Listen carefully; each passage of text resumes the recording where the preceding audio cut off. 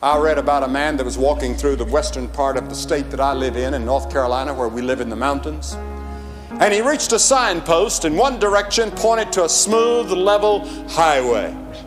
But the road that the sign was pointing to, the road that he wanted to take, was a rough road to the place that he wanted to go. And he had a very happy thought. He climbed the signpost and changed the markers. And he never got to his destination. And many of you are trying to change the markers on the road of life. You want the easy, the level, the pleasant road, but that road does not lead to God. You see, in the Old Testament, it's very interesting that when a man gave his heart to God, he was supposed to become prosperous. But the New Testament teaches the very opposite. The New Testament teaches that there's suffering and death for those that are following Christ. It's not easy to be a follower of Christ. In this generation especially, it's hard to follow Christ.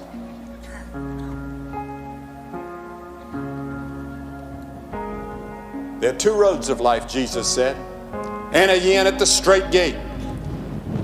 For wide is the gate and broad is the road that leadeth to destruction. And many there be that go in thereat, he said. Because strait is the gate and narrow is the way that leadeth unto life, and few there be that find it. He said the broad road that leads to hell is filled. As an old theologian said in the Middle Ages, people are rushing toward hell as though they were afraid it would be filled before they got there. It's broad is the way, Jesus said. But he said there's another road that's narrow and rugged and tough and hard. And in order to get on that road, you'll have to deny yourself and be willing to take up a cross. Identify yourself with Christ at the school, at the factory, on the farm, and with your friends and neighbors. Let them all know where you stand, that you stand for Christ and for righteousness and for honesty and for goodness and for morality and for justice. And that's not easy in our generation.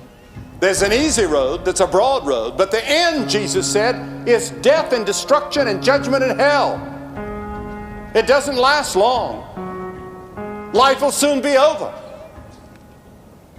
And how many of you are going to wish that you had taken that narrow road? And many of you stand tonight at the crossroads. You have to make a decision before you leave here.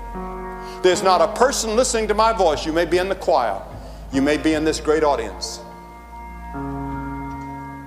And you're going to have to make a decision. You say, no, I'm not going to make one. Yes, you will. You're going to say yes or no, or you're going to say maybe.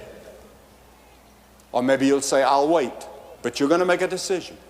Not a person in this place will leave here tonight without having made a decision about what you're going to do with Jesus Christ. You will have made it when you leave here.